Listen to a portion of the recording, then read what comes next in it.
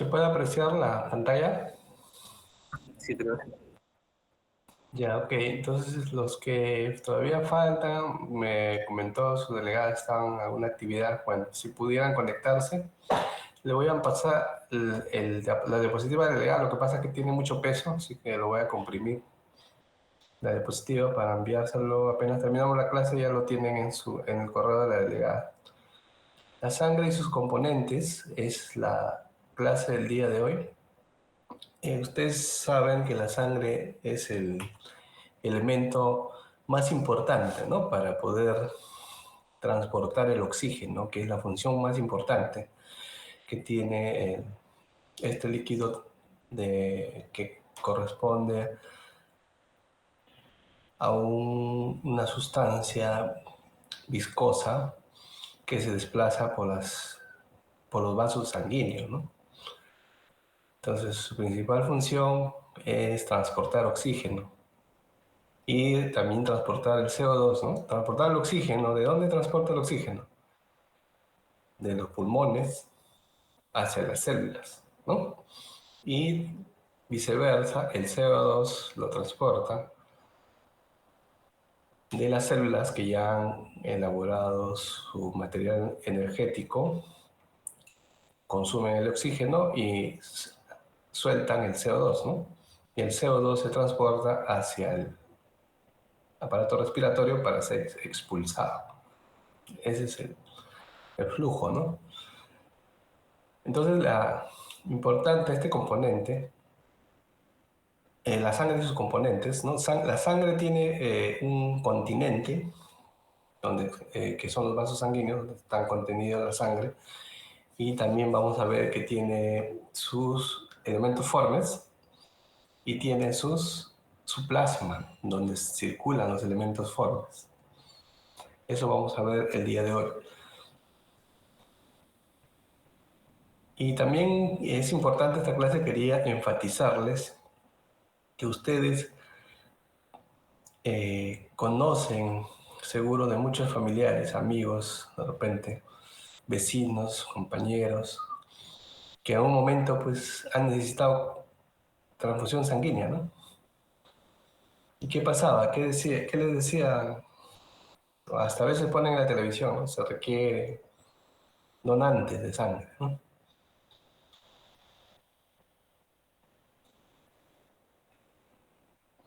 ¿Qué pasa en esos momentos? ¿Qué hacemos? Si a un familiar le pasa algo, ¿no? No quisiéramos, ¿no? Pero a veces algún amigo nos dice, queremos donantes de sangre.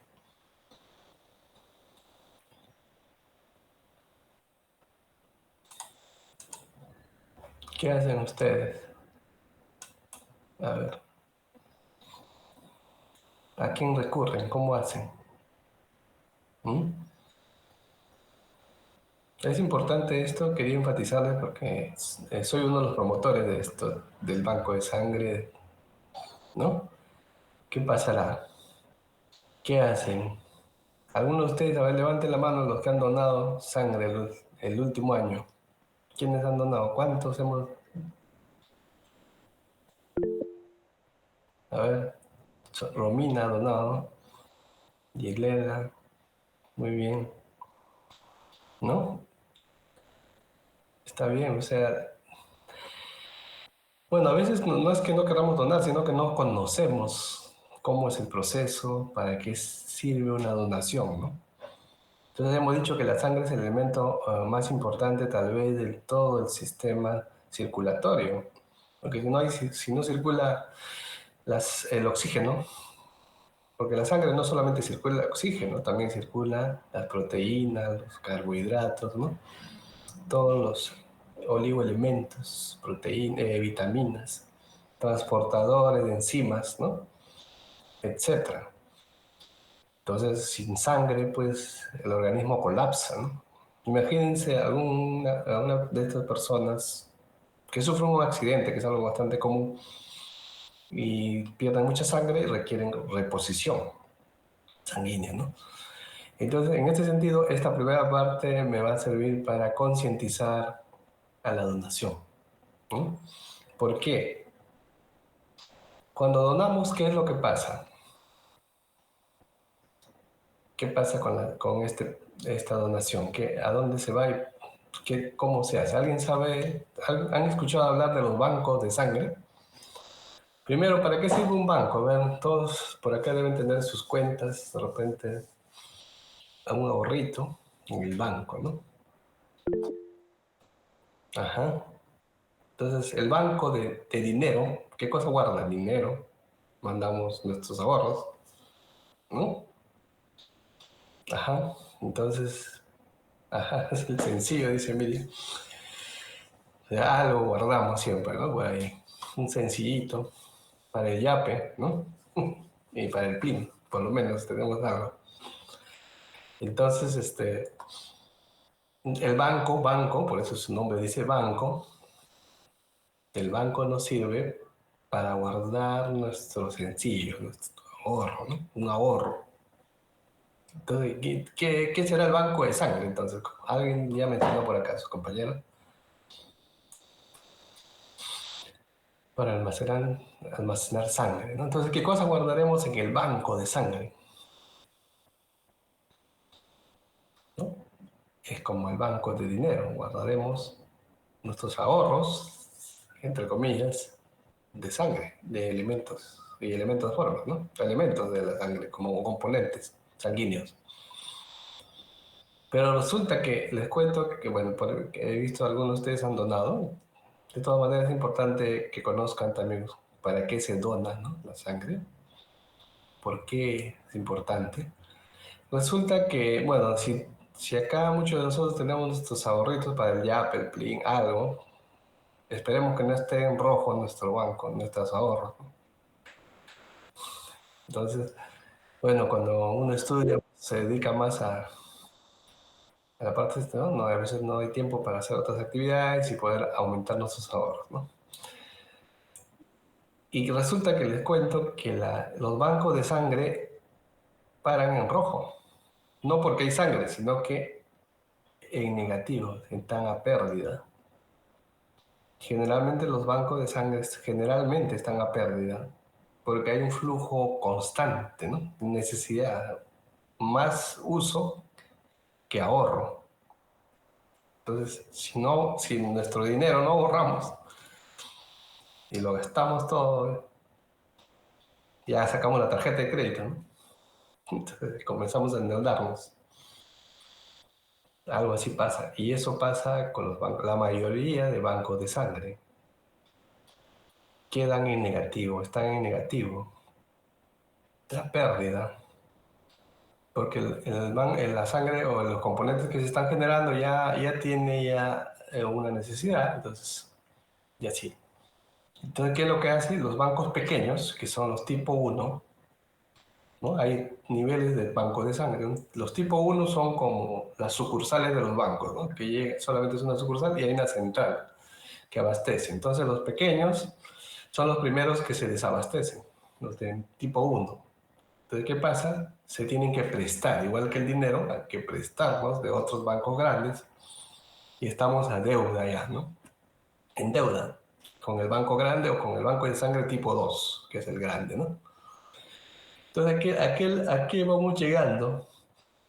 Generalmente los bancos pequeños de tipo uno, que son la mayoría, están desabastecidos y en negativo, están a pérdida. Y si están a pérdida, los grandes también están en déficit. Y ahora, ¿cuál es la fuente de ingreso del banco de sangre? ¿De dónde sacamos la sangre?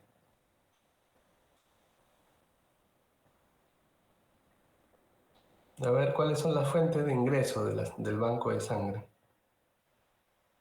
Donada, ¿ah? Muy bien. Ahí llegamos a ese punto. La fuente de ingreso son los donantes, porque no fabricamos sangre, ¿no? Todavía, por lo menos. No se fabrica la sangre. Tampoco se fabrica dinero, supuestamente, ¿no? Debería. Si el dinero se fabrica, tiene que tener respaldo del Banco Central, quien es el que genera el dinero de acuerdo a las reservas, ¿no? Bueno, salvo la época del presidente Alan García, que se generó la maquinita sin respaldo, ¿no? Y hubo crisis financiera y económica. Pero eso no existe. Entonces, no. Nosotros no fabricamos. ¿Ustedes fabrican glóbulos rojos? ¿Alguna máquina que fabrique glóbulos rojos existirá todavía? ¿No? Todavía no tenemos, ¿no? Entonces, se requieren donantes. Entonces, en ese sentido es esta primera etapa. Entonces, la sangre, la importancia de la sangre para el transporte de oxígeno, nutrientes, ¿no? De elementos importantes para que las células se desarrollen, ¿no? Entonces, requerimos donantes. Y acá me ha levantado la mano tres, creo. Somos, ¿cuántos? 47. Por si acaso, la donación es voluntaria, ¿no? Ustedes saben que la donación sino que quería que ustedes entiendan la realidad de los bancos de sangre. Entonces, si no hubiera donantes, no habría sangre en los bancos. Y si pasara un accidente a algún amigo, a un familiar, la emergencia no espera, ¿no? No vamos a esperar todavía que lleguen los donantes. Por eso los bancos de sangre tienen su reserva. Y apenas hay un accidente, se utiliza esa reserva. Pero hay que reponerla, ¿no? Por eso que muchas veces les piden, pues, ¿no? Que a los familiares que donen sangre. Claro, un poco cuando ya el paciente ha utilizado la sangre, ya es un poco una responsabilidad de reponer esa sangre. Por eso te piden reponer la sangre. Entonces, lo que nosotros tenemos que hacer es voluntariamente, ¿no? Tampoco no es obligatorio. Y también hay algunas creencias también sobre esto y es respetable, ¿no? Se respeta todo ello, ¿no? Hay congregaciones religiosas que no están de acuerdo y eso se respeta. En ese sentido, se requiere muchos donantes. Y a ver la pregunta, ¿cada cuánto tiempo podemos donar?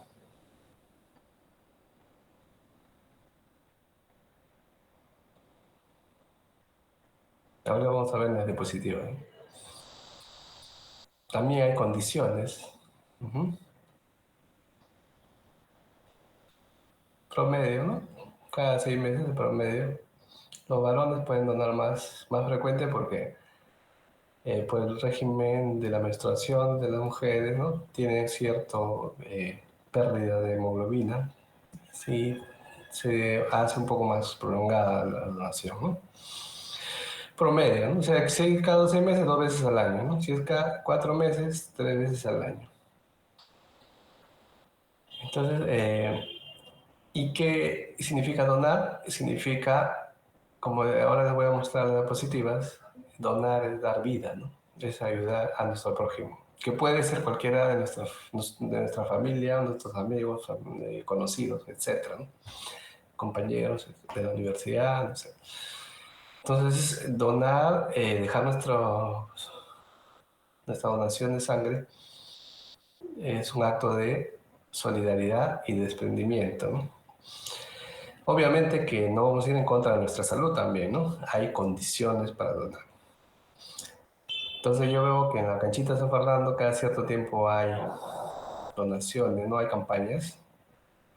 Como docente en esta parte y de este capítulo, les pediría si voluntariamente lo pueden hacer, ¿no?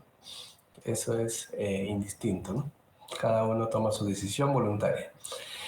Pero lo que sí tengo que recalcarle que es muy importantísimo, porque nuestros bancos de sangre siempre paran desabastecidos y se requiere mucha solidaridad, ¿no? Y las campañas son a nivel nacional. Ustedes ven que en el Seguro Social, ¿no? El Ministerio de Salud, justamente es la mayor fuente de sangre para el banco de sangre, son las campañas, ¿no? Y de ahí se abastecen un tiempo y luego vuelven a hacer campañas, ¿no? Entonces, esa es la importancia del banco de sangre. Y es lo que vamos a tratar el día de hoy también, cómo se eh, procesa la sangre que uno dona, ¿no? Y para qué nos va a servir. Y esa es la parte fisiológica, ya, ¿no?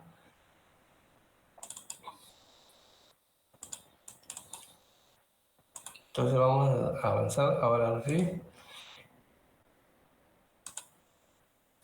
Entonces la sangre y sus componentes, ¿no? Entonces acá tenemos varios lemas de las campañas de vacunación. ¿no? Donar sangre es dar vida a nuestros semejantes, a muchos pacientes que requieren en estos momentos. ¿Cuántos pacientes están requiriendo en este momento? Los bancos de sangre están gastando su sangre de su banco y requieren reposición, ¿no? Entonces hay muchas campañas que podemos participar voluntariamente, ¿no? Entonces ya y vamos yendo a lo que es la sangre, que es un fluido, hemos dicho, acuoso, que tiene elementos sólidos en su interior. El más importante de todos, el glóbulo rojo, sinónimo de glóbulo rojo, hematíe, eritrocito, ¿no? Son sinónimos. Y la sangre está en movimiento perpetuo y pulsátil constante, ¿no? En circulación en el vaso sangriento, el vaso sanguíneo. También elementos forman, tenemos los glóbulos blancos, que pueden ser monocitos, linfocitos, eosinófilos, basófilos. Y hay componentes que no son celulares, sino son fracciones de células, plaquetas, ¿no? Que nos sirven para la coagulación sanguínea. Y el líquido que contiene a todos estos elementos se llama plasma, ¿no? Vamos a ir viendo esto. Entonces, el contenido de la sangre está dentro de los vasos sanguíneos, ¿no? Funciones de la sangre. Si tenemos la sangre en todo el cuerpo, a través de las arterias y venas, distribuidas a nivel de todo el cuerpo, y las células llegan hasta el nivel de capilares sanguíneos, que son los vasos sanguíneos más pequeños. Entonces, su función más importante, transporte de oxígeno y CO2. Esta podemos poner en el examen, ¿no? Esta función que es importante, ¿no?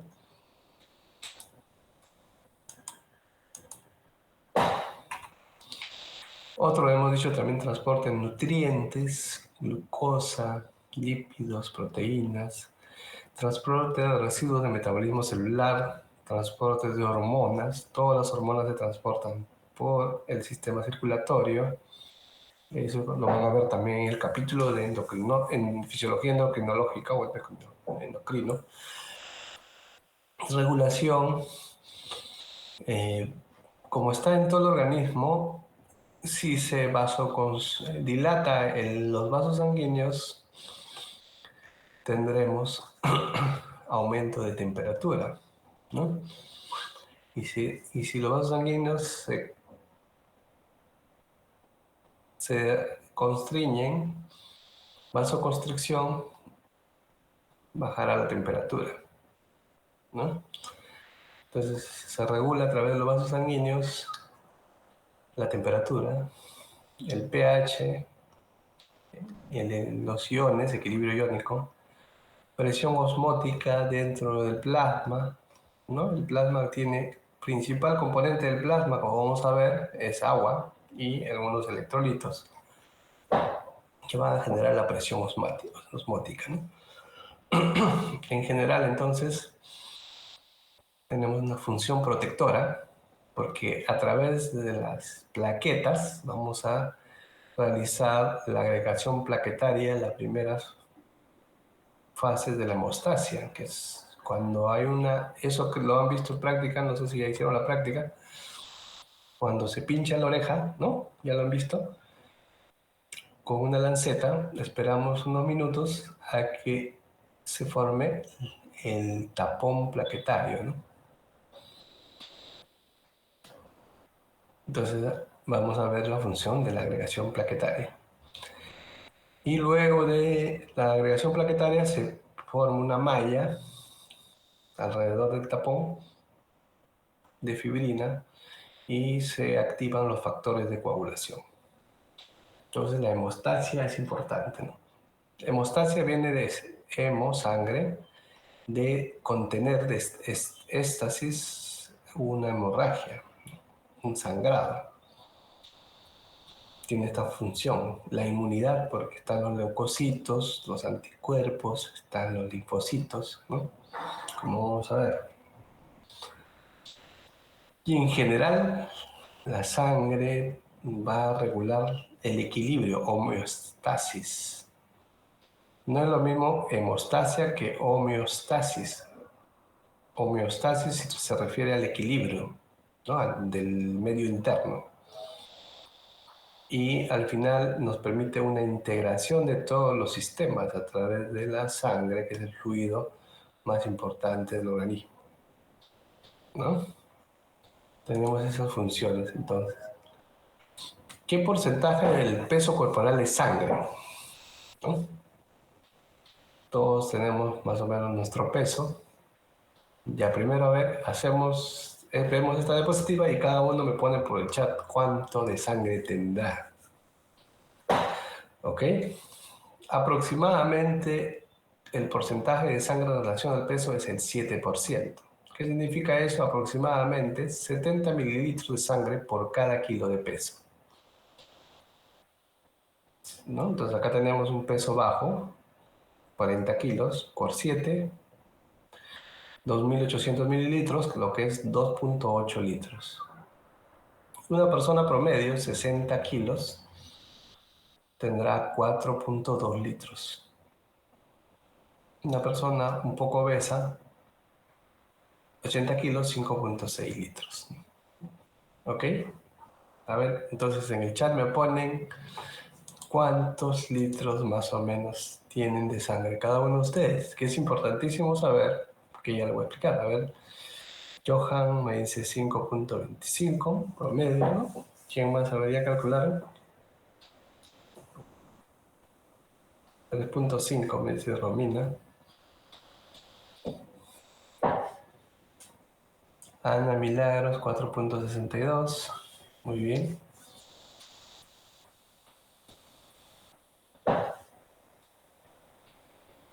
A ver, ¿qué más? Aníbal, 4.55. Recuerden, son 70 mililitros por kilogramo de peso, ¿no?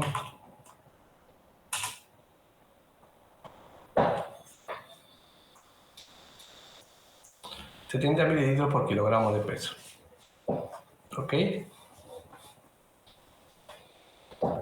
Un promedio 4.62, 4.7. Ustedes están en promedio de 4 y algo, 4 litros. Están likes, la mayoría de ustedes, ¿no? Muy bien. Bueno, en promedio un adulto está entre 4 y 5 litros, ¿no? Más o menos, de sangre.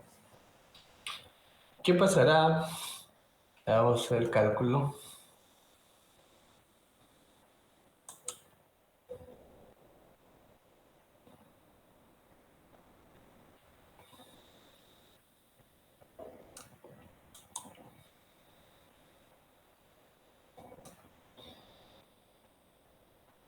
¿Qué pasará si perdemos la tercera parte de la sangre? A ver, ¿qué me dicen? A ver.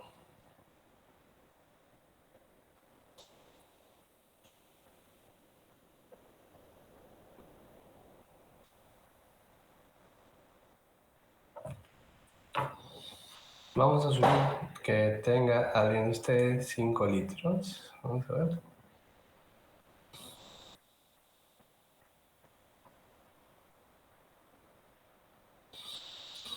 Una- un adulto, ahora vamos a hacer un problema. ¿Ya? Un adulto tiene 5 litros de peso, de sangre.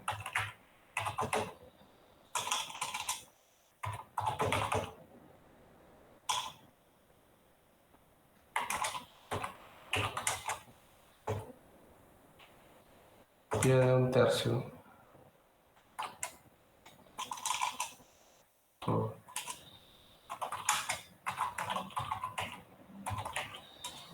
Ya, un adulto tiene 5 litros de sangre, pierde un tercio por hemorragia.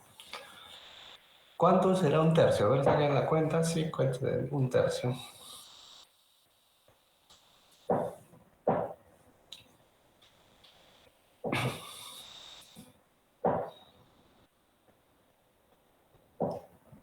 1.66, muy bien, más o menos. Esto más o menos para que ustedes sepan cómo se calcula cuando estamos en emergencia.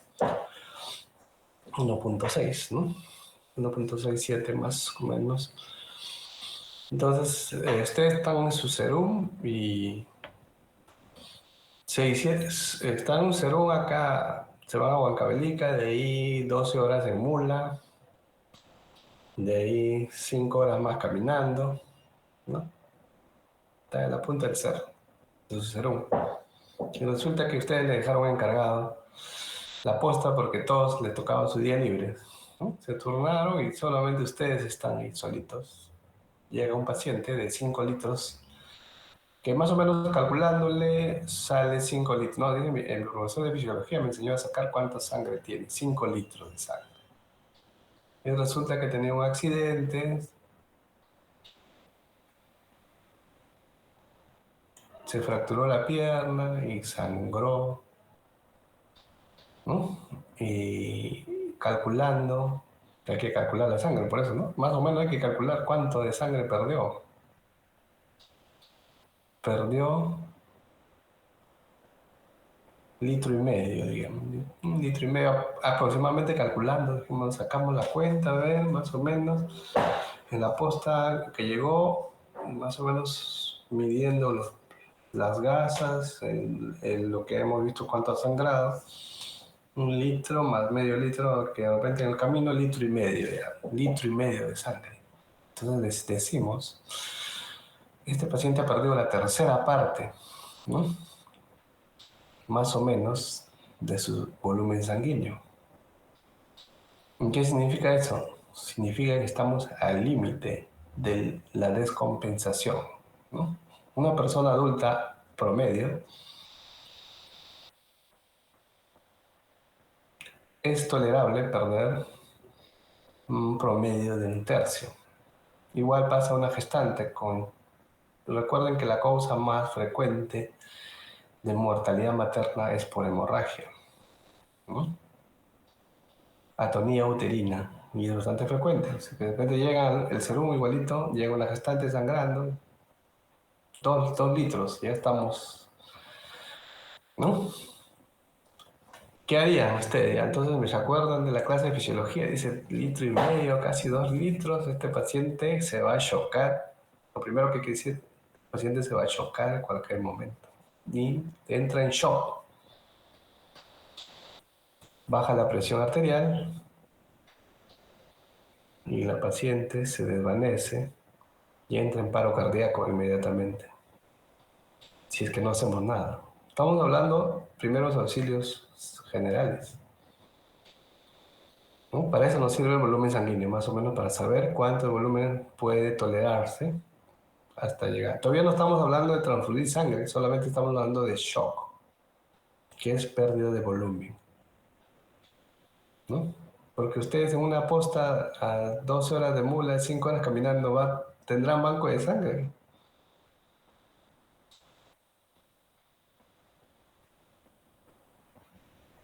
¿Qué dicen? ¿Va a haber banco de sangre? No, no van a encontrar banco de sangre en ningún lado. Pero ya tienen ahí, les dejaron encargado la posta, están con su paciente que casi está por chocarse. Entonces, ¿qué hacemos? Y acá viene el tema de volumen, por eso la sangre también tiene que ver con temas de volumen, de compensación hemodinámica, ¿no? Lo más probable es que sí tengamos suero, pero no se olviden ahora que tanto problema de suero fisiológico, que nos sirve para todos estos tratamientos, ¿no? Lo que hay que hacer primero es reponer volumen. No pensemos ya solo en sangre. La sangre obviamente se requiere. Primero compensamos volumen. ¿Sí? Ahora, si tiene una buena hemoglobina, puede ser tolerable todavía, ¿no? Si tiene una hemoglobina más de 13, 14. Pero si esa persona es anémica, sí vamos a tener problemas. Y ya es anémica de por sí y encima sangra, ¿no? Supongamos que tengan una hemoglobina promedio, entonces hay que preocuparnos del shock. Entonces, digamos, ha perdido un tercio. Nosotros más o menos calculamos en el área de emergencias un tercio aproximadamente. Ya, bueno, puede entrar en shock. Le tomamos la presión y está más o menos en límite inferior, ya está a punto de bajar y chocarse, ¿no? Lo que sí puede estar en taquicardia para compensar, ¿no?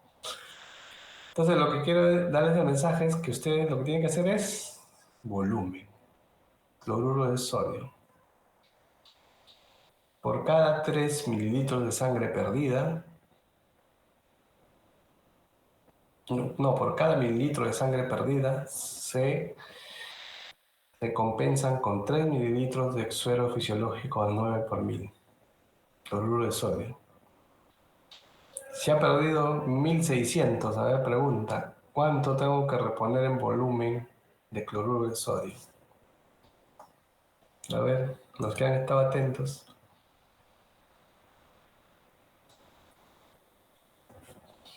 ¿Cuánto? Como máximo, eso es un promedio. Entonces, por cada centímetro de sangre, 3 centímetros de cloruro de sodio. ¿Cuánto tengo que ponerle? Si solo tengo cloruro de sodio, ¿no? No tengo otra cosa. En la apuesta no encuentro más, solo cloruro de sodio que probablemente deba tener, ¿no? Entonces, ¿cuánto le transfundo? ¿Cuánto le pongo en de suero?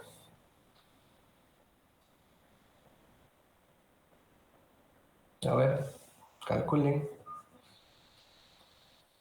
Hemos perdido 1,670 litros. Es el triple, pues, ¿no?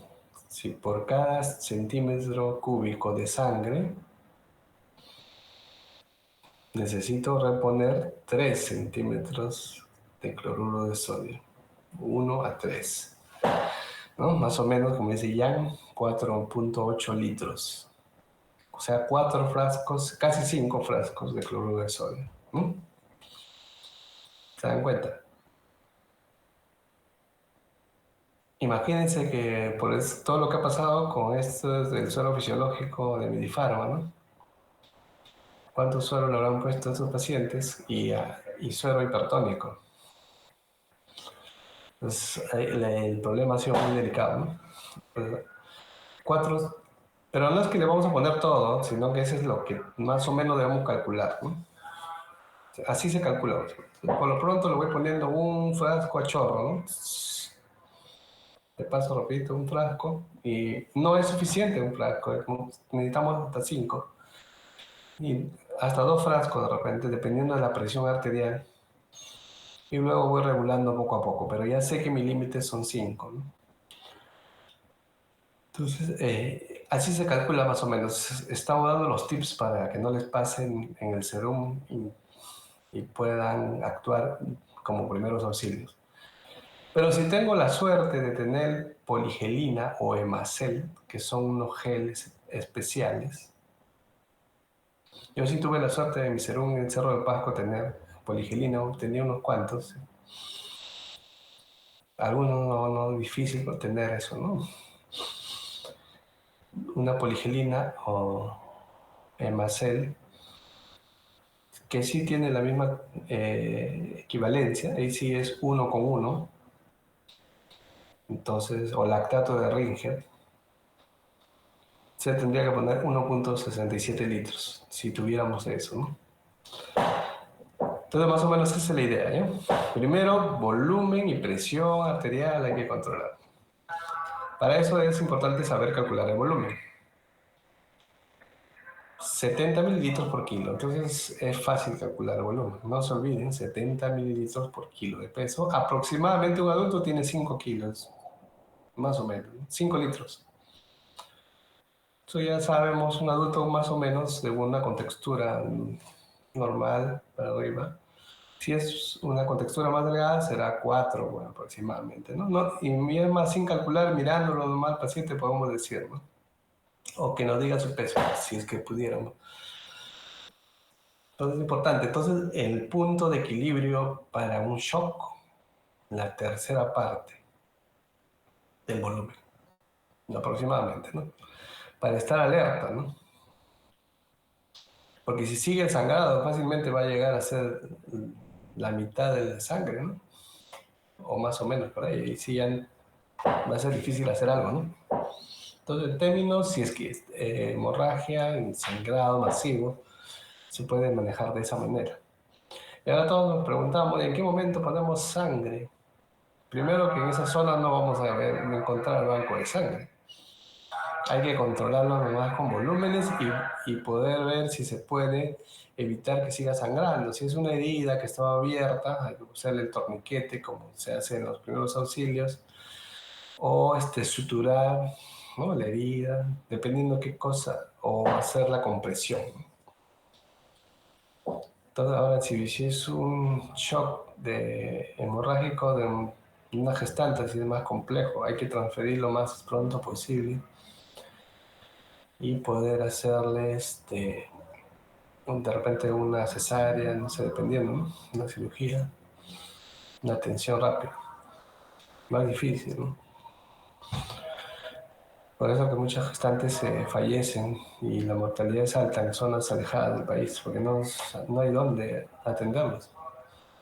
Pero por lo pronto ustedes pueden manejar la parte, si están solos o con un técnico nomás, eh, manejar el volumen, ¿no? Ponerle cloruro de sodio. Y tampoco no es ponerle más cloruro de sodio, porque también ustedes han visto con este tema de Medifarma, nos hemos dado cuenta de que es también muy, muy riesgoso ponerle demasiada cantidad, ¿no?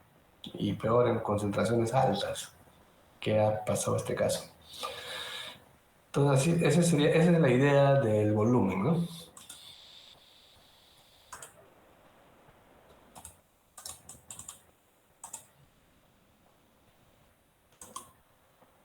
Entonces ya sabemos calcular el volumen de sangre.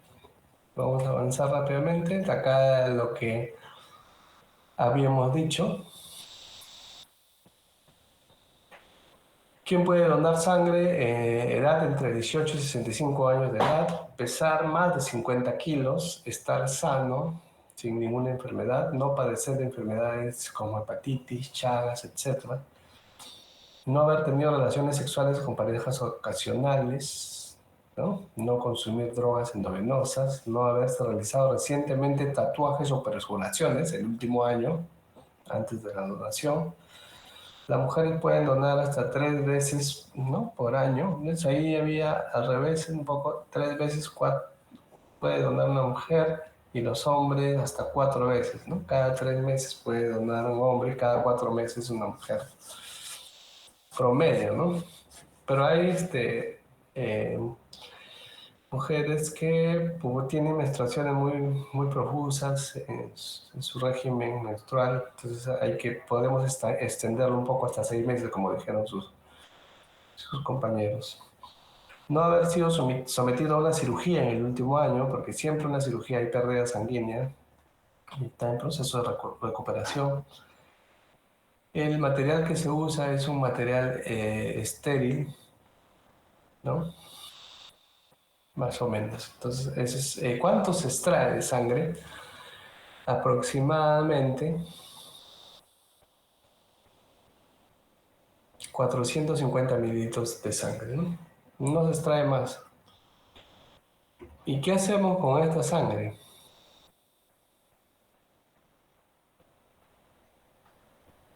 Vamos a verlo ahora.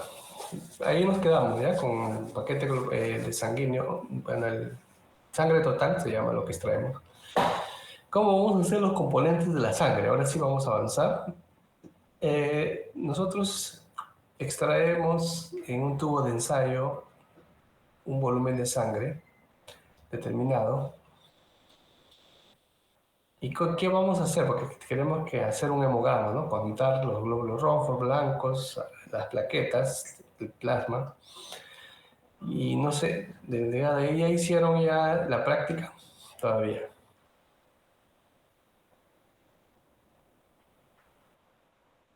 Un poco la introducción a la práctica, ¿no? Entonces lo que ustedes van a hacer es extraer sangre para hallar el hematocrito. Entonces hacemos en el tubo de ensayo, extraemos sangre venosa. Uno de sus compañeros van a extraer y lo van a llevar a la centrífuga, ¿no? En la centrífuga se va a realizar la centrifugación, la sangre obtenida del paciente se centrifuga y vamos a obtener esto. Esta es una persona normal, de una persona normal. Entonces, al centrifugar, los elementos más densos se van a ir a la parte inferior y los menos densos a la parte superior. ¿Ok? Cuando ustedes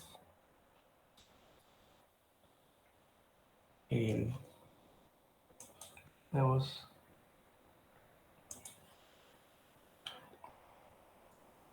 obtengan esto, el tubo de ensayo va a tener un número. Acá está el 0 y acá el 10.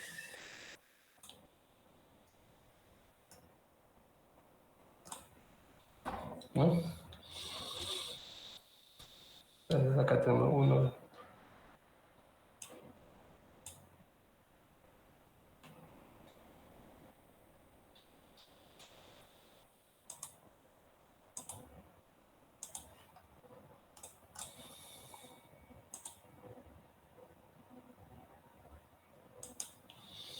¿Ok? Del 0 al 10. Hay dos tipos que vamos a hacer. Este es el macrohematocrito, ¿ya?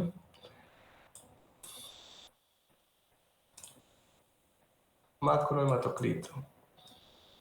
Hematocrito. Todo esto está en la guía que le será enviado a la delegada. El macrohematocrito que se da en porcentaje, ¿no? El hematocrito. Entonces acá tendremos 1, 2, 3, 4. Vamos a poner 5, 6, 7, 8, 9, 10. Entonces está equivalente, pero son 10 en 10 partes. Entre 4 y 5 estará 4.5.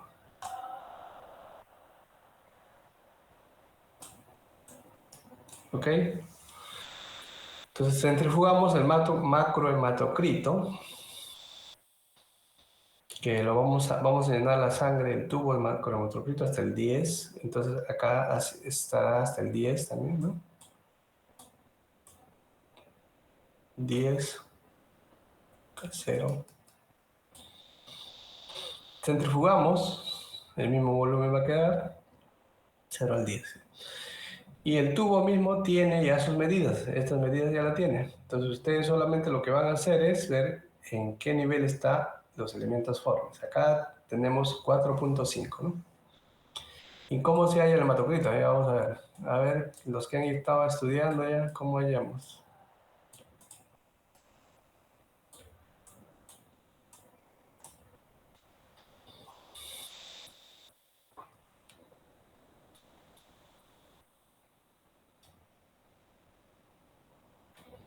¿No? Acá van los elementos formes, 4.5.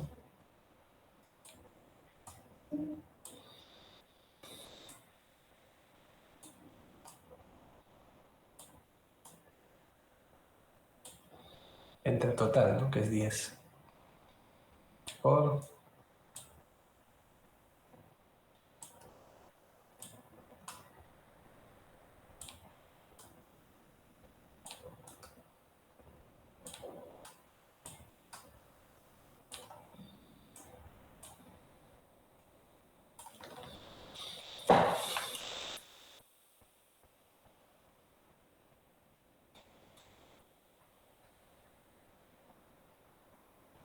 ¿cuánto sale?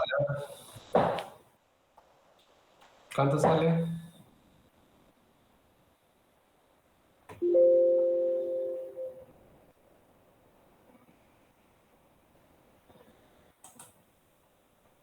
Muy bien, se me borró. A ver, la respuesta creo que alguien ha escrito, ¿no? 45%, muy bien. ¿No?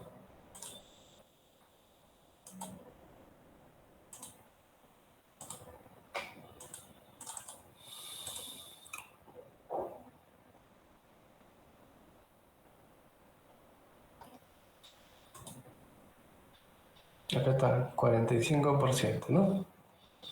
Elementos formes. Y restando del total,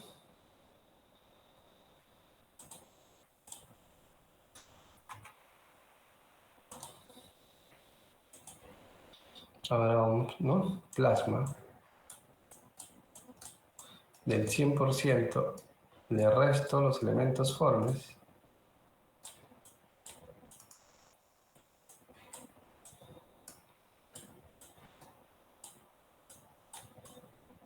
¿no?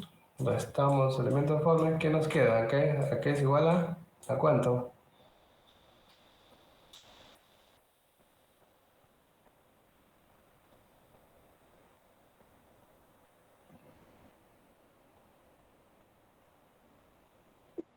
¿No?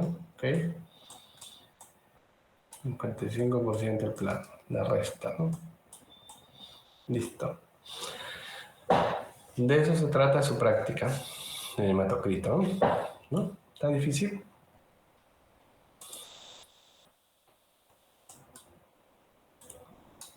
Listo. De eso se trata, ¿no? Con la centrífuga. Esa es una forma. Hay otra forma que es con el microhematocrito si se hace con una regla y ahí ustedes van a ver el porcentaje, ¿no?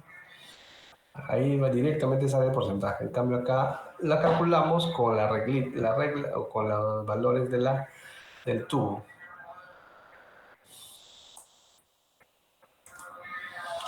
Ahora, Ahora el plasma en relación al peso del cuerpo. Acá tenemos el 100% del cuerpo, de nuestro organismo, 40% son componentes no acuosos y somos 60% de agua, aproximadamente. De este 60%, dentro de las células está el 40% y fuera de las células el 20%. De lo que está fuera de las células, 15% está en el agua intersticial. Entre las células hay un poco de agua. Y el 5% es plasma, ¿no? Plasma sanguíneo. ¿Ok? O sea, 5% del agua del todo el organismo es plasma. Y como vamos a ver acá, el plasma tiene muchos componentes, hemos dicho, proteínas, ¿no?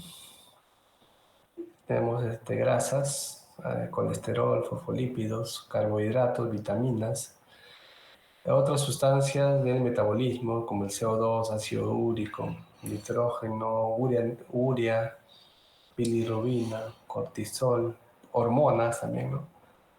Electrolitos, sodio, potasio, calcio, cloro, etcétera,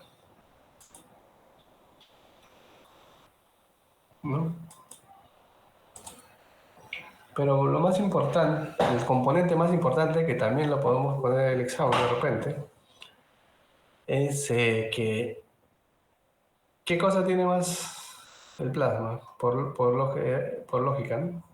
¿Qué componente más importante? El 90% es agua,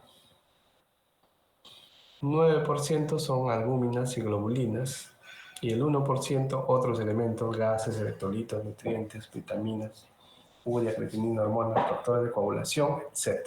Entonces, el plasma, 90% es agua, ¿no? En el plasma también hay componentes, como hemos dicho, albúmina, globulina, que es el componente del 9%, ¿no? Y esto nos permite obtener un resultado de un examen que se llama proteinograma electroforético. Y podemos medir y realizar una curva de albúmina globulina, que esta es la curva normal, cuando los componentes de albúmina y globulina están en forma normal. Pero ¿qué pasa en algunas enfermedades? Como por ejemplo la gammopatía monoclonal. Acá tiene un pico que no debe tener normalmente la sangre de globulinas y entonces hacemos el diagnóstico de gammopatía monoclonal. Síndrome nefrótico, cuando hay una falla renal, la albúmina está disminuida y se ve esta curva y está aumentada la globulina alfa, ¿no? Entonces, para confirmar nuestro diagnóstico de una falla renal tipo síndrome nefrótico, podemos tener esto. Pacientes con cirrosis también tienen disminuida la albúmina y tienen esta jiba de la gamma globulina, ¿no? Y hacemos diagnóstico también o confirmamos el diagnóstico de cirrosis. Nos sirve para ello. Entonces seguimos con nuestros componentes sanguíneos, ya hemos visto el plasma, ahora vamos a los elementos formes, ¿no? Extraemos una gota, esto seguro lo han visto si han llevado el curso de histología, si no, en algún curso de hematología, de sangre, se puede ver al microscopio, ¿no? Esta gota, y esto se ve al microscopio, ¿no? Con una tinción de hematoxilina eosina, ¿no? Se ven los glóbulos rojos y blancos. Estos serán glóbulos rojos, tienen su concavidad interna, por eso se ve más pálido, son bicóncavos. Ya tenemos plaquetas y los glóbulos blancos de diferente tipo, como vamos a ver acá, tenemos ahí los eritrocitos o los glóbulos rojos, plaquetas, los leucocitos, monocitos, neutrófilo, basófilo, eosinófilo y linfocitos T y linfocitos B, glóbulos blancos. No, entonces acá tenemos una foto de una tubo de ensayo real. ¿No? Acá vemos el plasma y tenemos los componentes, elementos formes, ¿no? La densidad, los eritrocitos son más densos, por eso se van en la parte inferior. 1.1115 gramos por mililitro. Los leucocitos están más en la parte superior y el plasma en la parte más superior, por lo menos denso, ¿no? ¿Para qué nos va a servir esto? Y vamos a la segunda parte.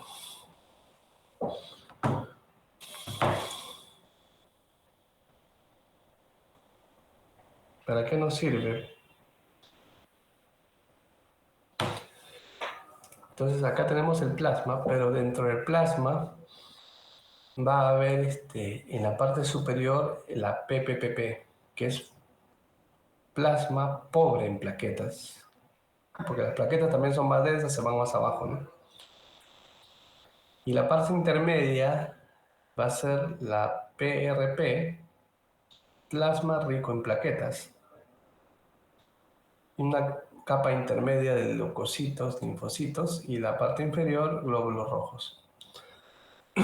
¿Para qué nos servirá esto? ¿Por qué nos va a servir? Porque nos quedamos en la donación voluntaria de un paquete globular paquete de sangre total, ¿no?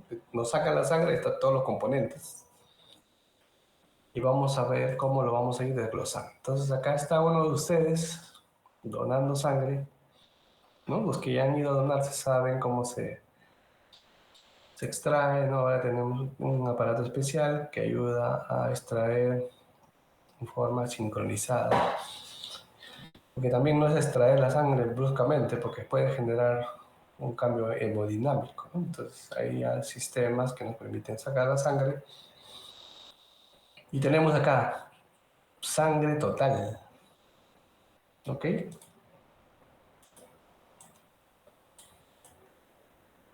A esto lo denominamos sangre total.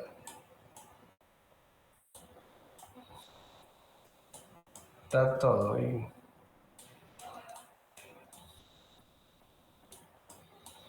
Así sale la sangre. ¿Qué hacemos con esta sangre? ¿Lo transfundimos? No. Ya les dije, vamos a hacer lo mismo que vamos a hacer ustedes en el laboratorio. ¿A dónde lo llevan? Cómo se llama esto?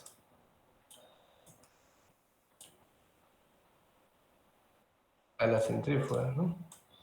Igual que van a hacer ustedes en el laboratorio, pero estas centrífugas son más grandes, obviamente. Centrífuga. La llevamos a la centrífuga y como el tubo de ensayo, igualito, ¿eh? ¿Qué hay acá?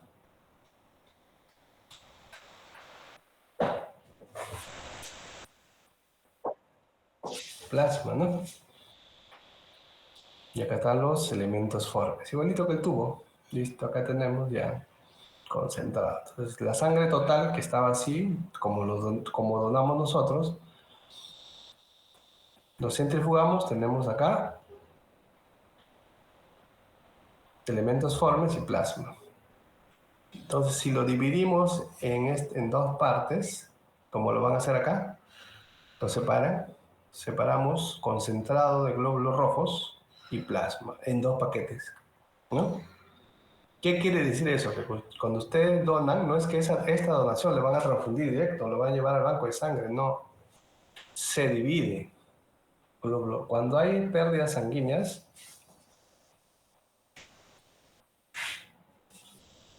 cuando hay pérdidas sanguíneas,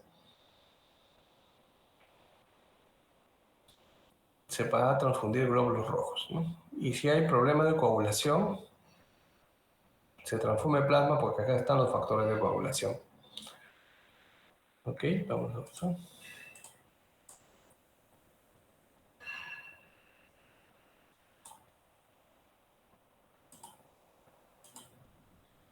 Entonces, la sangre total dividimos en concentrado, glóbulos rojos y plasma. Este plasma lo podemos dividir todavía más. Hemos dicho que había plaquetas, ¿no? De acá del plasma sacamos plaquetas. Tenemos el plasma fresco congelado y plasma congelado. El plasma fresco congelado se separa dentro de las primeras 6 horas y están todos los factores de coagulación. Cuando hay problemas de coagulación, acá están todos los factores de coagulación, se transforma en plasma. Y el plasma congelado está separado dentro de las 12 horas. El 50% son factores 5 y factores 8. Hay enfermedades por deficiencia de estos factores. Entonces solicitamos plasma fresco congelado, ¿no? Factor 5 y 8.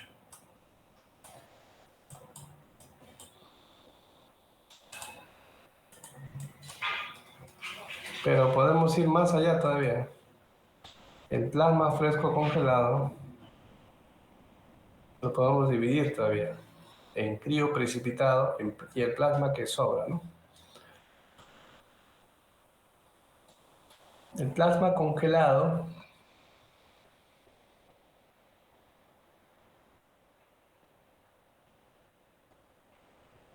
no, el plasma fresco congelado en crío precipitado, que se congela a menos 70 grados, se descongela a 4 grados centígrados.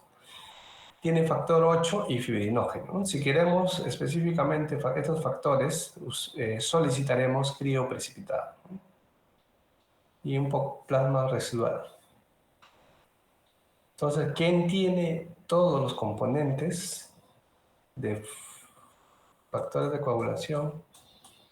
Es el plasma fresco congelado. Cuando queremos hay un problema de coagulación, solicitamos plasma fresco congelado. Igual lo mismo. Y acá lo que van a hacer en la práctica, el hematocrito, que hemos dicho que son el volumen de elementos formes entre el volumen total por 100, ¿no?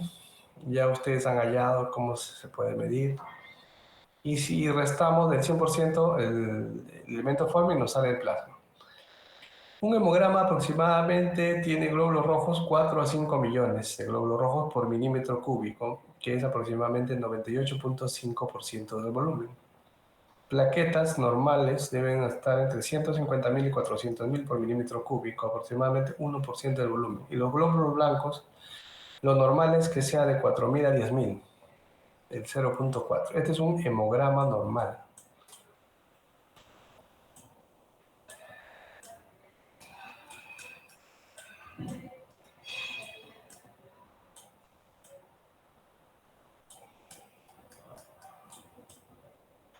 ¿Ok?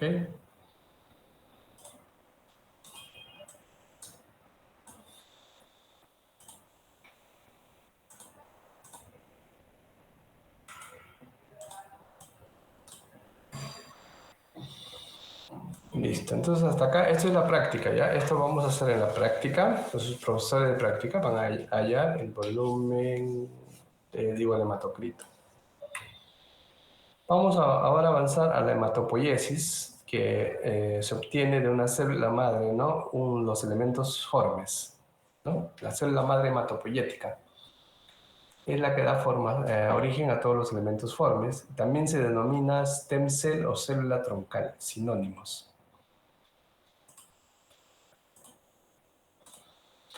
Entonces, la célula madre hematopoyética va a dar origen a dos células madres, la célula madre mieloide y la célula madre linfoide.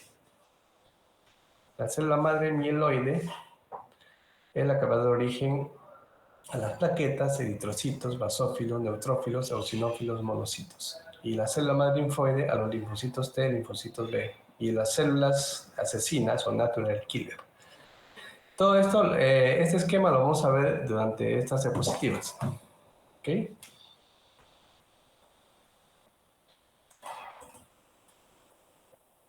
Entonces la célula madre puede dar origen a otras células madres porque se auto renueva, ¿no?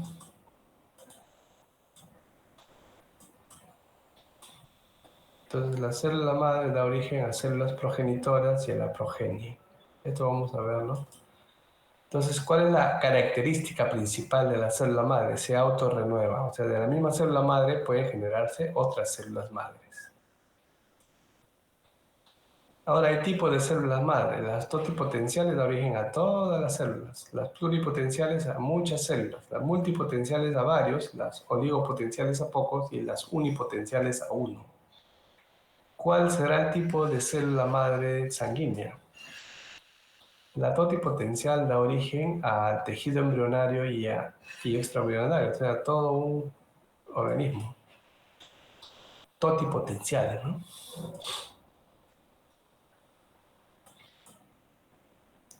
La célula pluripotencial nos da origen a tejido embrionario epiblasto y extraembrionario trofoblasto. Entonces acá tenemos, ojo, la célula madre pluripotencial en el... ¿Dónde están las células sanguíneas? A ver, ¿en qué tejido? ¿Ectodermo, endodermo o mesodermo? ¿Dónde lo encuentran?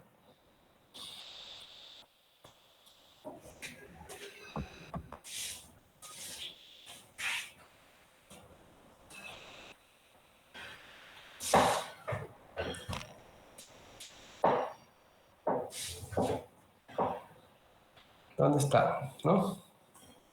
Acá está, ¿no? Células sanguíneas.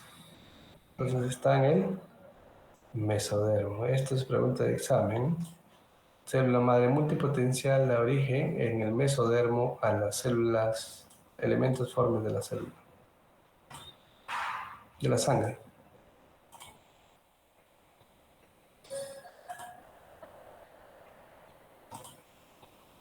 ¿Ok? A través del mesodermo. Entonces, la totipotencial, la célula madre potencial da origen a todo el organismo, o sea, al cigoto, ¿no? Al que va a dar origen a todo el organismo. La pluripotencial da origen a tejidos epiblasto y trofoblasto. Y la multipotencial, la célula madre hematopoyética, ¿no? Entonces, la célula madre hematopoyética es de origen multipotencial, o tipo multipotencial, que da origen a varios tejidos, mesodérmico, ¿no? Eso sería el mesodérmico multipotencial. Ahí están. La célula madre sanguínea da origen a la célula madre mieloide, que da origen a los glóbulos rojos, plaquetas, mieloblastos, glóbulos blancos. Y específicamente el leucocito, ¿no? Porque los linfocitos vienen de la célula madre linfoide, linfoblasto, glóbulos blancos, pero los linfocitos T y linfocitos B.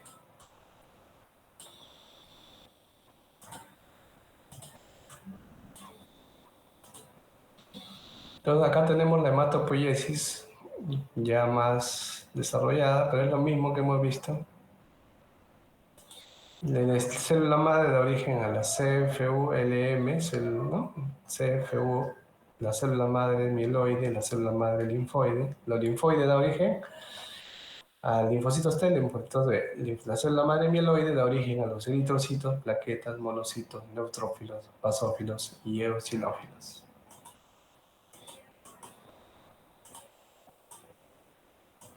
Vamos a pasar acá, lo más importante. Características de las células madre, capacidad de proliferación, autorrenovación, no se olviden, pregunta de examen. Producen células progenitoras, participa en la regeneración de los tejidos, multipotencial. ¿De qué tejido? Mesodermo.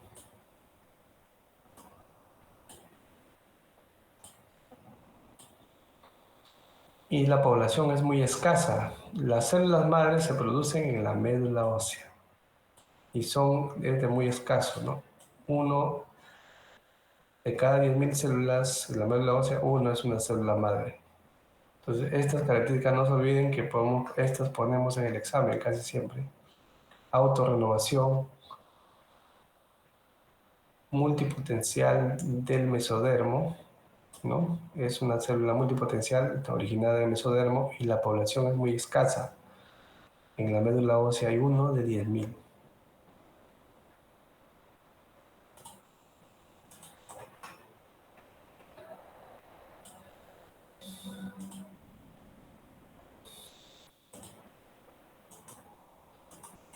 Vamos a avanzar a lo que es la médula ósea, ¿no? La médula ósea, ¿no? Que está acá dentro de los huesos.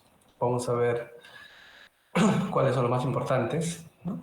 De ahí, de la médula ósea se origina la célula madre, los glóbulos rojos, los glóbulos blancos, plaquetas. Vamos a ver acá el porcentaje, ¿no? La médula ósea, cabe una foto real de dónde se originan los glóbulos rojos. La médula ósea es uno de los órganos más voluminosos del cuerpo porque está en casi todos los huesos, sobre todo los huesos más importantes. La médula ósea está en la pelvis, 34%, vértebras, 28%, cráneo y mandíbula, 13%, esternón y costilla, 10%, húmero, escápulo y clavícula, 8%, fémur, 4%. Entonces, ¿dónde estará más importante? En la pelvis, ¿no? Vean acá, 34%. Vértebras, ¿no? Principalmente pelvis, ¿no? Pelvis y vértebras. Vamos a ver acá la médula ósea. Esta es una foto de la médula histológica de la médula ósea. En la médula ósea el 75% son leucocitos y el 25% son eritrocitos. Ya dijimos que hay una célula madre por casi 10.000 células. Es escasa la célula madre. Entonces en la médula ósea se ve así la foto. Hay más leucocitos que glóbulos rojos. ¿Y en la sangre cómo será? Sangre periférica.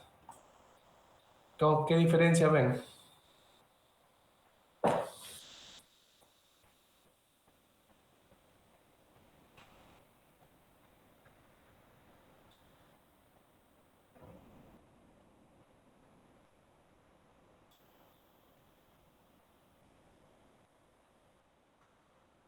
¿Qué ven? ¿Qué diferencia ven entre la célula en la médula ósea y las células en la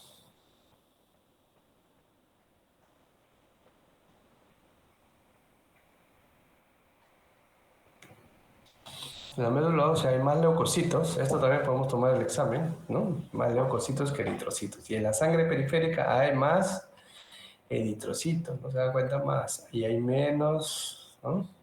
Leucocitos. ¿Ok? La célula madre está en la médula ósea y solamente de cada 10.000 células hay una célula madre.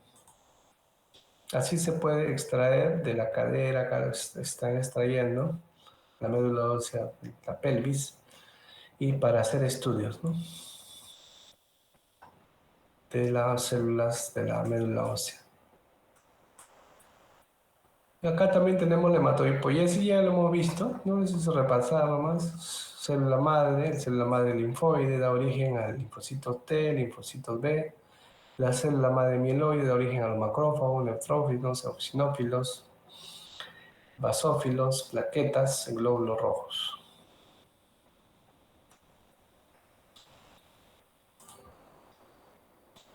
Vamos a avanzar. Solamente quería enfatizar esa parte de la hematopoiesis. La hematopoiesis es la formación de todos los componentes de la sangre, todos. La eritropoiesis solamente del glóbulo rojo. Entonces nos vamos a centrar solamente en esta parte que está pintada de rojo. Entonces la célula madre da origen a la célula madre mieloide, que da origen a todos estos elementos, incluyendo los glóbulos rojos.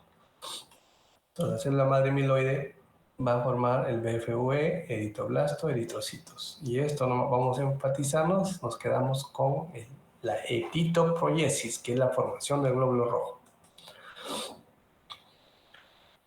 Entonces, la célula madre mieloide da origen a la unidad formadora de grandes colonias, o denominada BFUE. Luego, a la unidad formadora de colonias pequeñas, CFUE. Y luego vamos a ver, esta parte sí es importante, eso sí puede venir en el examen, las células precursoras del glóbulo rojo. No nos quedamos en proeritroblasto, células precursoras. Entonces, la célula madre mieloide da origen a la PFV, CFV, proeritroblasto. Acá estamos, en la médula ósea. ¿No? Todo esto está en la médula ósea. El proeritroblasto tiene entre 20 a 25 micras, esa es su foto. De ahí da origen al eritroblasto basófilo, de 15 a 20 micras, luego el eritroblasto policromatófilo, de 8 a 12, miren, va cambiando de forma, de color también. Y miren acá, el eritroblasto ortocromático ya tiene un poco más de su tinción, ¿no? Característica. Tiene una medida de 7 a 10 micras.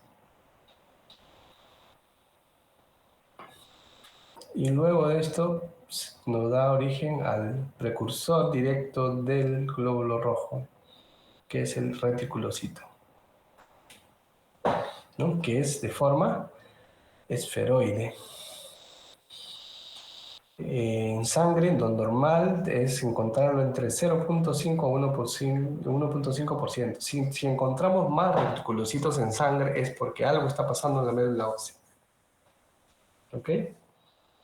Tiene entre 8 a 9 micras. Y luego da origen al glóbulo rojo, que es bicóncavo, no es esférico o esferoide. El glóbulo rojo en la sangre está presente entre 98.5 a 99.5% y tiene aproximadamente 7 micras de tamaño. ¿Está bien?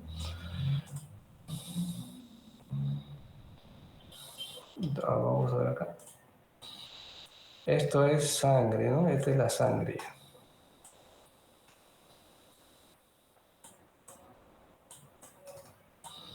En la sangre periférica, ¿no?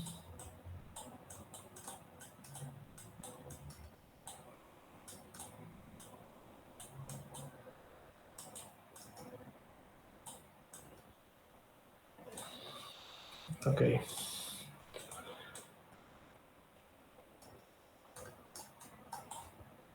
Seguimos. Entonces, a ver. Proeritroblasto, eritroblasto basófilo, eritroblasto policromático,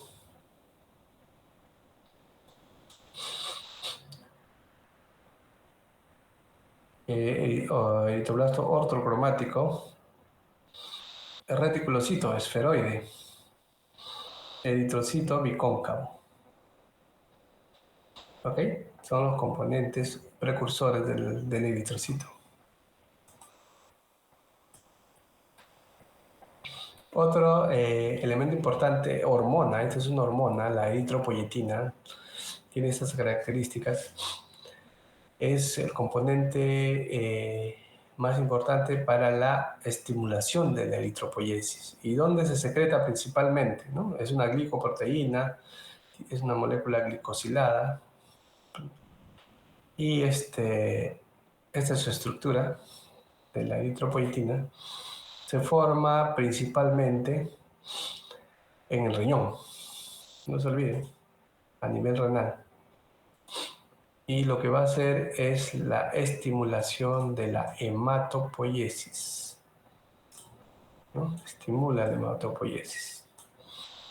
Y esto va a hacer que el glóbulo, la médula ósea genere más glóbulos rojos. Por ejemplo, en la altura, ¿no? En la altura hay menos presión de oxígeno y se requiere mayor consumo de oxígeno, porque hay poca presión. Entonces lo que se estimula es la eritropoyetina y va a aumentar la formación de glóbulos rojos. Por eso que en grandes alturas podemos encontrar personas que tienen hasta 20 de hemoglobina, ¿no? Es decir, que eso es casi normal. Bueno, para nosotros no debería ser el valor, pero eso se genera porque aumenta la hematopoiesis, porque aumenta la eritropoyetina por compensación, por la hipoxia, ¿no? Entonces acá tenemos los glóbulos rojos. Fue descrito por Leo Howe en el año 1674 bajo el nombre de glóbulo rojo. Encontró con un microscopio artesanal de esa época y pudo ver la forma, ¿no? Tenía un halo blanco al centro que al final se descubrió que era bicóncavo, ¿no? Algunos dicen que parece una dona, ¿no? Tiene 7 micras, habíamos dicho, de diámetro y de espesor 2.5 micras que le permite ingresar a los capilares más finos, ¿no? Acá vamos a ver un hemograma en la cual vemos dónde está el hematocrito, la hemoglobina, ¿no? 5.5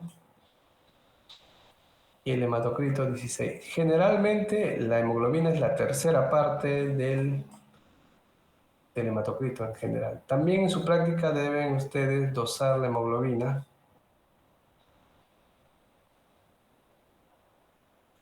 hallar la hemoglobina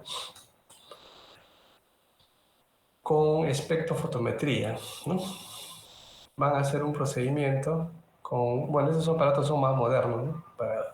Pero el que tenemos en el laboratorio de fisiología es un poco más antiguo, pero también se puede generar la medida de la hemoglobina. Entonces, la hemoglobina se mide directamente con espectrofotometría y se va a ver el valor, ¿no? Ustedes van a utilizar los reactivos que van en un tubo de ensayo y eso lo van a llevar a un espectrofotómetro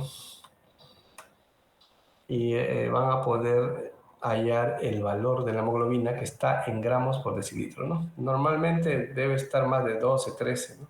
Pero acá tiene 5.5, que está muy bajo, y el hematocrito está en 16.7. También podemos calcular el volumen corpuscular en un hemograma, ¿no? El volumen corpuscular medio, que es más o menos la medida de volumen de cada eritrocito, ¿no? Que debe estar entre 80 y 96, y acá está femtolitros, 89 está normal. O sea, es una anemia, pero que no volumen normal, ¿no? Entonces, si el glóbulo rojo está más grande de lo normal, se llama macrocitosis. Si el glóbulo rojo está más pequeño de lo normal, microcitosis. También podemos calcular la masa de hemoglobina contenida en un glóbulo rojo, que debe estar entre 28 y 33. Este está normal, ¿no? O sea, la concentración de hemoglobina en cada glóbulo rojo está normal.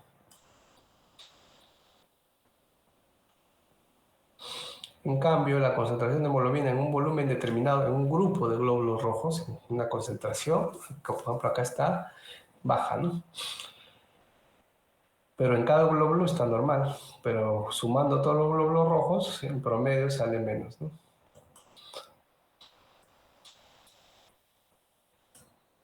Entonces los capilares más pequeños pueden medir hasta 3 micras y el glóbulo rojo mide 7 micras, ¿no? No, 2,5 micras de diámetro, de volumen, de diámetro, ¿no? De diámetro. Y puede ingresar, ¿no? De espesor, mejor dicho, 2,5 de espesor, tiene el 2,5 micras de espesor, tiene el glóbulo rojo. Entonces, este espesor 2,5 y la 2,5 micras.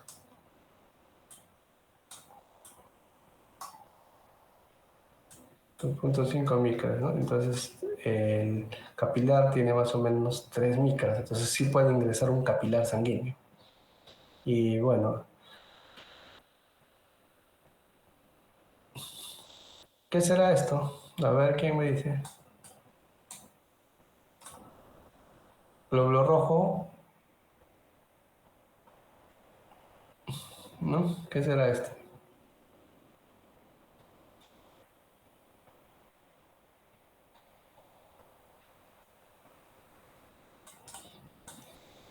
¿No? Un reticulocito, pues, ¿no? Porque es esferoide.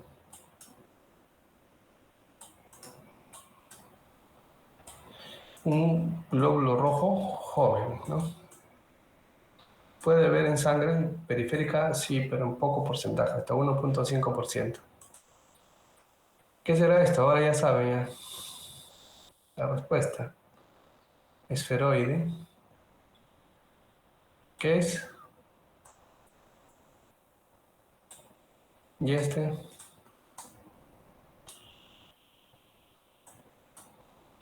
reticulocito máximo puede estar en 1,5%, más o menos lo normal, en sangre, ¿no?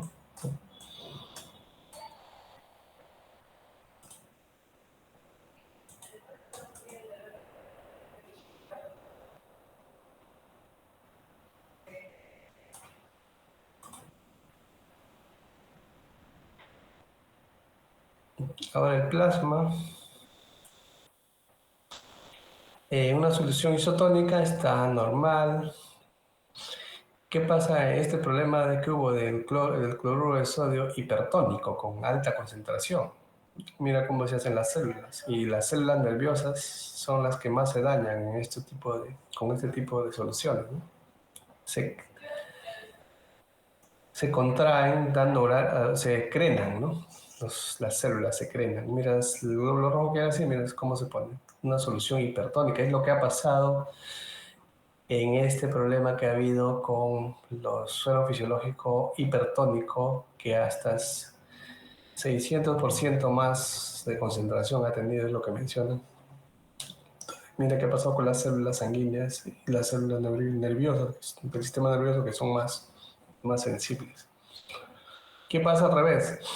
Si hay menos concentración, se vuelven más turgentes y se hinchan. Y también pueden explotar, pueden inizarse, ¿no? O sea, la solución tiene que ser isotónica.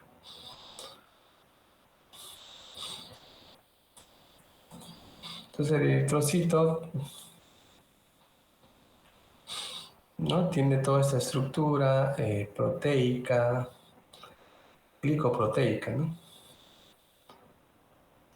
Tiene proteínas transmembranales, ¿no? Etcétera. Su estructura. Entonces, proteínas, actina, acidina, etcétera. Y esto es lo que van a ver en el seminario de anemia, ¿no? Porque cuando los elementos o los glóbulos rojos son deformes, se lisan, el macrófago los destruye y se tiene una anemia también, ¿no? Por destrucción de glóbulos rojos que están defectuosos. Entonces ya para terminar, y como hemos empezado, ¿no? La importancia del glóbulo rojo que transporta el oxígeno. Este es un alveolo, ingresa el oxígeno y a la sangre y la sangre transporta los capilares y el oxígeno lo deja en la célula y se lleva el CO2. Entonces acá hay más, en el pulmón hay más presión de oxígeno y en los capilares sanguíneos menor presión de oxígeno. Pero acá ingresa el CO2, ¿no? Y se lleva al pulmón para ser expulsado. Entonces esa es la función más importante de la sangre y en especial del eritrocito, que es el que transporta, ¿no? ¿Y qué cosa tiene el eritrocito en su interior? A ver, ¿cómo lo transporta el oxígeno? Eso es parte del seminario de anemia. ¿Qué es lo que tiene?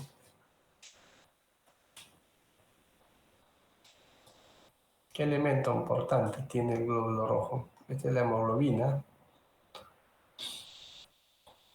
Está dentro del glóbulo rojo, ¿no? Entonces el glóbulo rojo tiene la hemoglobina, pues.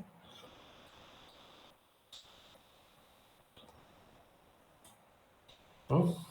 Está la hemoglobina.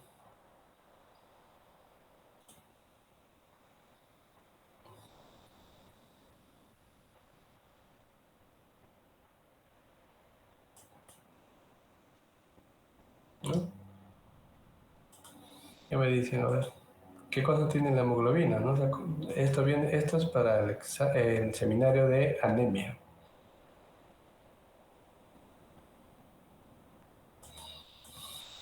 ¿No? ¿Qué es lo que tiene? ¿Mm? ¿Qué me dicen? El hierro, ¿no?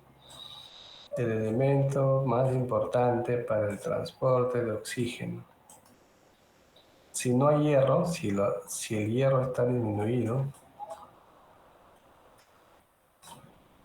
el transporte de oxígeno.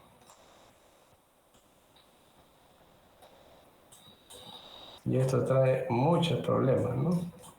La anemia es un problema de salud pública que no podemos resolver. En menores de 5 años es altísimo todavía la anemia, en Puno 70% de anemia en menores de 5 años. Y ahí tienen un trabajo intenso ustedes que van a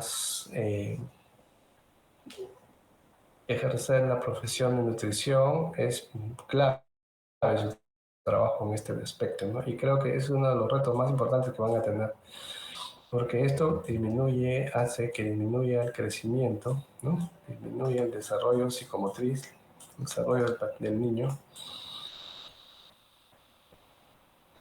desarrollo del aprendizaje, ¿no?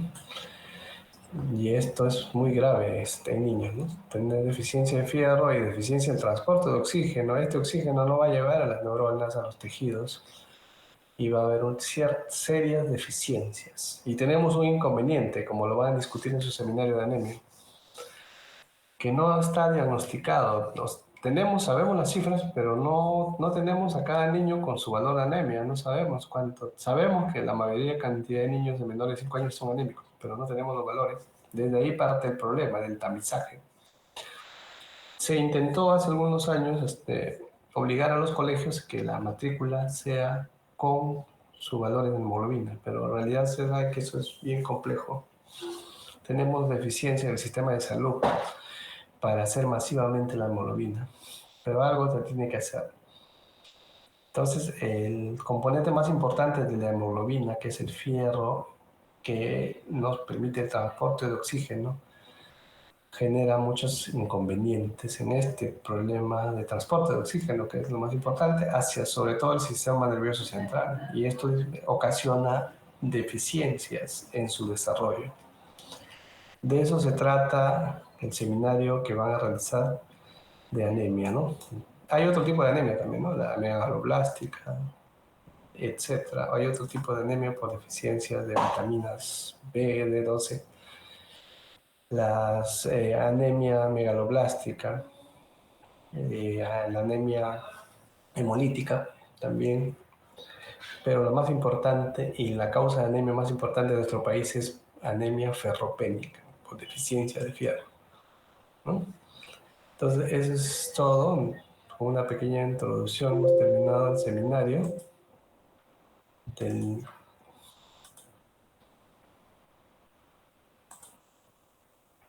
Entonces, hemos avanzado un poco en la práctica, el seminario, la teoría, y hemos enfatizado algunos puntos que generalmente preguntamos en el examen. todo viene de las diapositivas, que ahorita se lo voy, ya lo comprimí, se lo voy a mandar comprimido a la delegada. Muy bien, muchas gracias por su atención.